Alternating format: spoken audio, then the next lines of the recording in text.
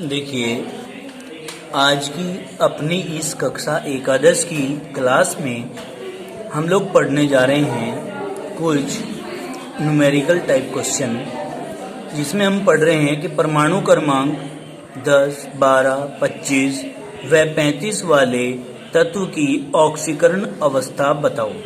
तो ऑक्सीकरण अवस्था बताने के लिए हमने इससे पहले टॉपिक पढ़े थे, संक्रमण तत्व पढ़े थे, आंतरिक संक्रमण तत्व पढ़े थे, है ना, प्रारूपिक तत्व पढ़े थे। तो उन्हीं में से ही क्वेश्चन का आंसर निकलना है। तो देखिए क्या कहा कि इस तत्व में, कौन से में, नियोन में, इस तत्व में सभी कोश पूर्ण भरे होने के कारण तत्व की सामान्य ऑक्सीकरण अवस्था शून्य है। कैसे? 1s2, 2s2, 2p6, ये 2 और ये 6 और 2 8।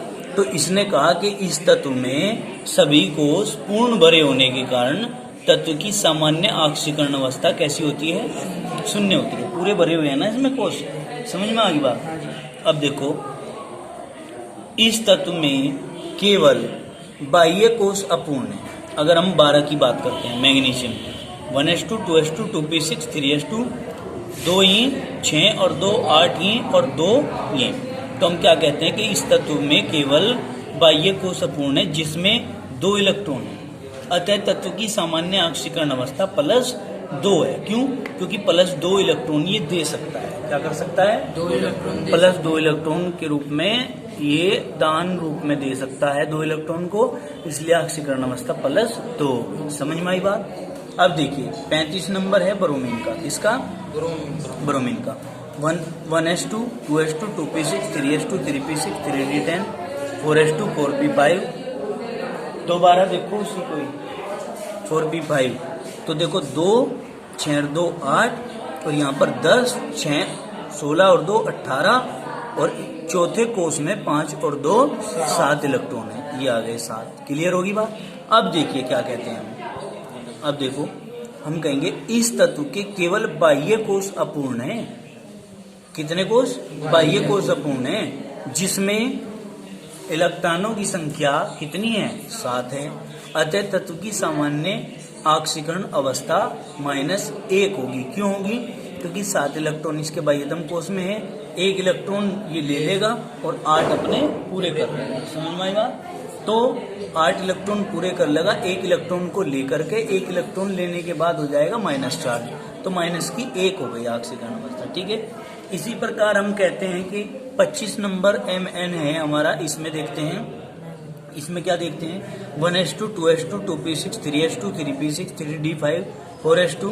तो देखो 1 में कितने हैं? 1 वाले कोष में 2, 2 वाले कोष में 6 और 2 8, तीसरे वाले कोष में कितने? 6 और 2 8 और 5 13 और चौथे कोष में 2। तो मतलब देखो ये भी अपूर्ण है और ये वाला भी अपूर्ण है। तो हम क्या कहेंगे? यह तत्व प्रथम संक्रमण श्रेणी का सदस्य है, क्योंकि इस तत्व में बाहर के 2 कोष अपूर्ण है और बाह्यतम कोष में 2 इलेक्ट्रॉन है। इसी कारण इस तत्व की सामान्य ऑक्सीकरण अवस्था +2 है। कितनी है? +2। समझ में आ गई? कोई दिक्कत तो नहीं भाई। अब देखो, इस तत्व के पिछले कोष में 5 अयुग्मित इलेक्ट्रॉन 3d कोष में उपस्थित होने के कारण इसकी उच्चतम ऑक्सीकरण अवस्था 7 भी है। कितनी है? 7। क्योंकि देखो इसमें 3d में कितने हैं? 5 इलेक्ट्रॉन है। 5 और 2 कितने हो गए? 7। तो इसकी उच्चतम ऑक्सीकरण अवस्था 7 भी हो सकती है। क्लियर होगी बात। ये बात आपने देखो। अब हम आगे चलते हैं अपनी इस वीडियो में कि मैग्नीशियम में परमाणु क्रमांक 12, क्लोरीन है परमाणु क्रमांक 17 व वेनेडियम परमाणु क्रमांक 23 का इलेक्ट्रॉनिक विन्यास लिखना है तथा आवर्त सारणी में इनके वर्ग व आवर्त ज्ञात करना है। तो देखिए कैसे करेंगे वर्ग और आवर्त ज्ञात। देखो, हमने इलेक्ट्रॉनिक विन्यास किया 12 नंबर Mg का। तो यानी कि 1s2, 2s2, 2p6, 3s2 12 पूरे हो गए, क्योंकि 2 और 2 4 और 6 10 और 2 12। तो पहले कोष में कितने इलेक्ट्रॉन आए? 2।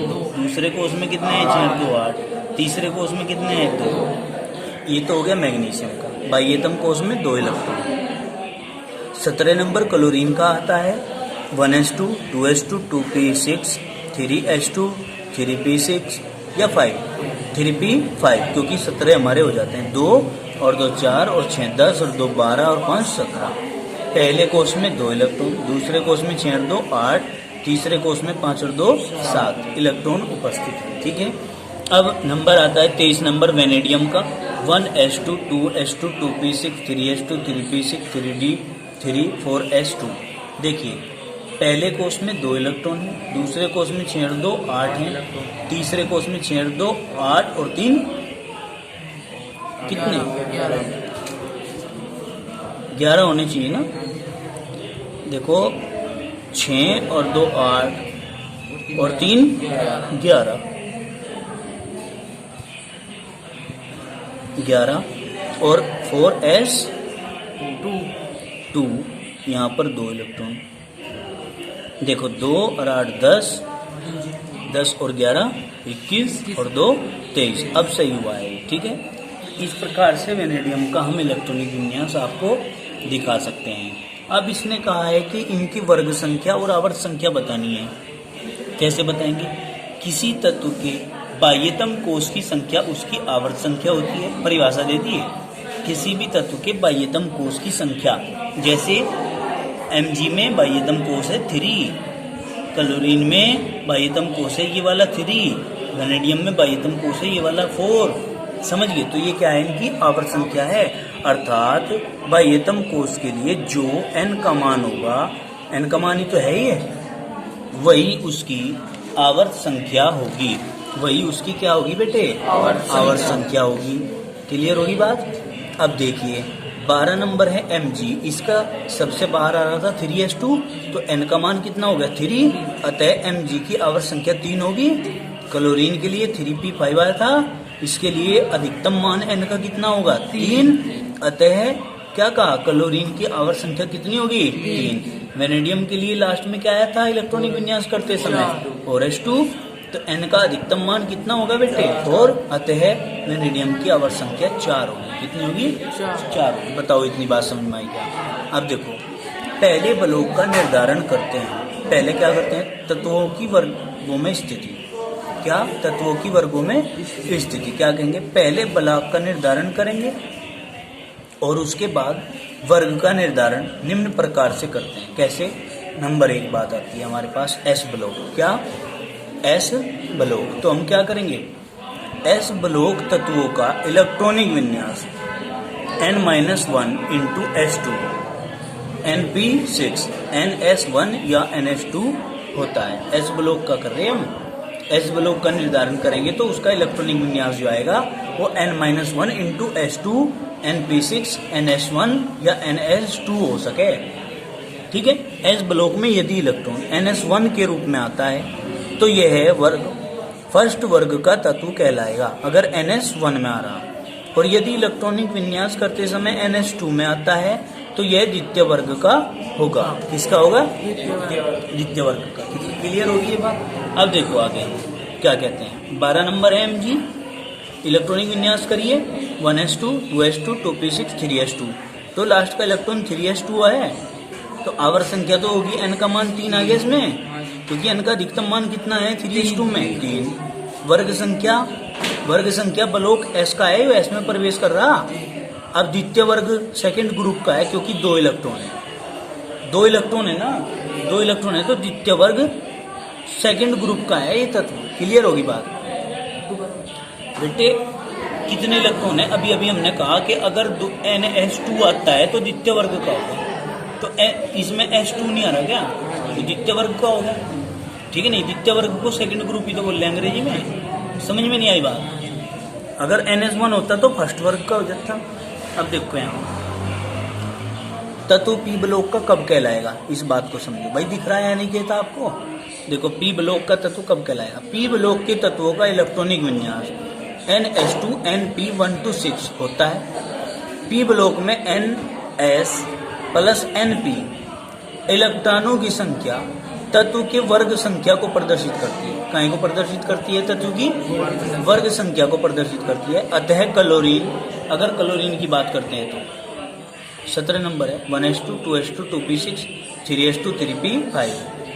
इसमें कितने 2 2 ये रे और 5 ये रे, प्लस इसीलिए तो क्या NS का प्लस कर दो, NP का प्लस कर दो, NS और NP को प्लस कर दो, तो इलेक्ट्रॉनों की जो संख्या आएगी उसे देखो फिर कितनी है, NS2 NP 5, तो क्या करेंगे 5 + 2 यानी कि 2 + 5 7, तो P ब्लॉक के 7वें वर्ग में उपस्थित है, अर्थात 10 + 7 = 17 में है।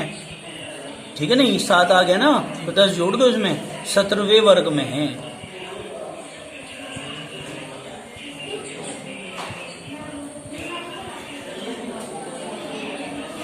सत्रहवें वर्ग में उपस्थित है। देखो अब आगे चलते हैं, डी ब्लॉक का पता करते हैं। तो हम क्या कहेंगे, डी ब्लॉक में वर्ग संख्या बराबर क्या, वर्ग संख्या बराबर क्या होता है, बाह्यतम कोष में वर्ग संख्या। ठीक है, डी ब्लॉक में वर्ग संख्या बराबर होगी किसके, बाह्यतम कोष में वर्ग संख्या के।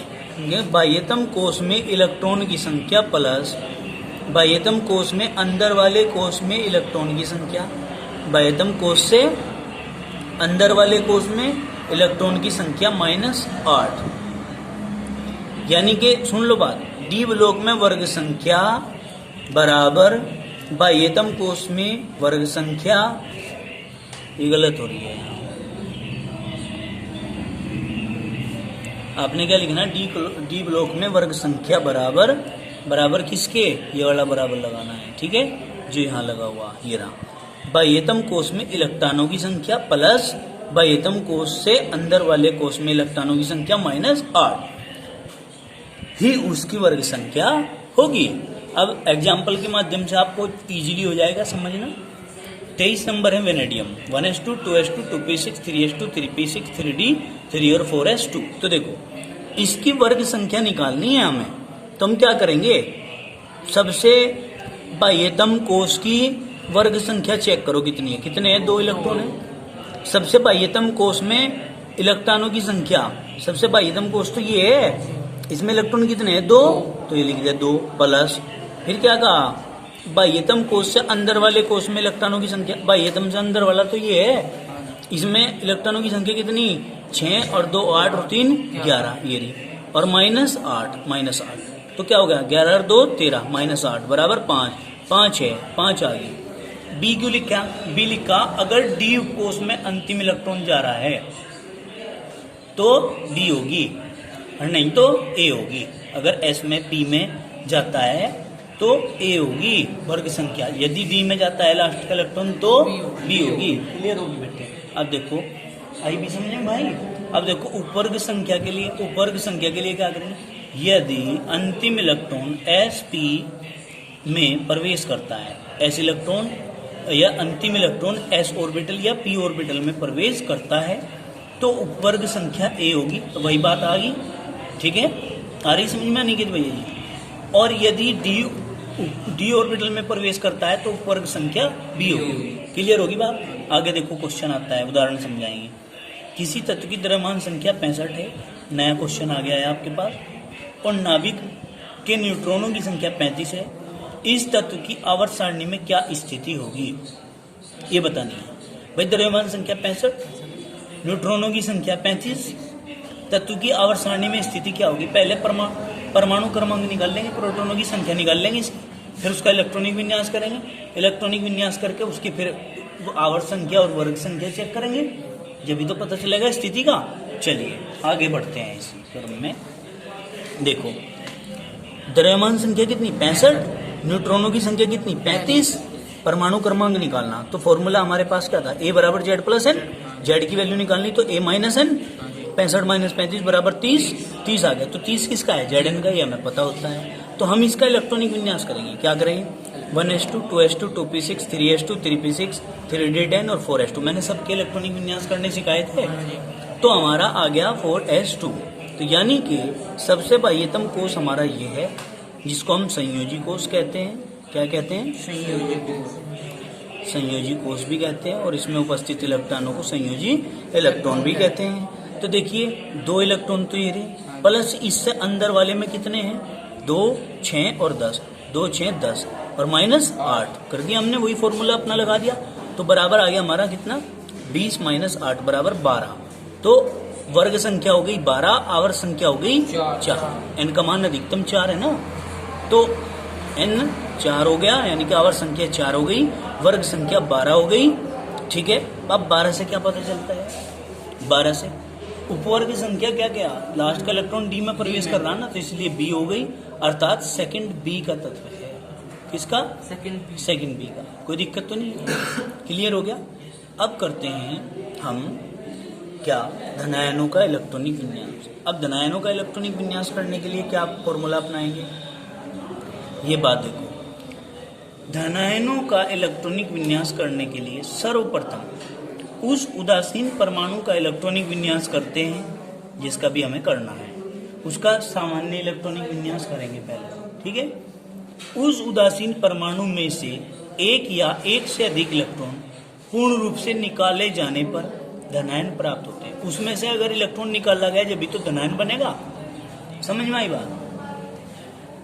इलेक्ट्रॉन हमेशा परमाणु के बाह्यतम कोष में से ही निकाले जाते हैं। कहाँ से निकाले जाए, सबसे बाह्यतम कोष। बाह्यतम कोष पता है कौन सा होता है, जिसमें सबसे क्या, सबसे लास्ट का इलेक्ट्रॉन प्रवेश करता है, यही है बात।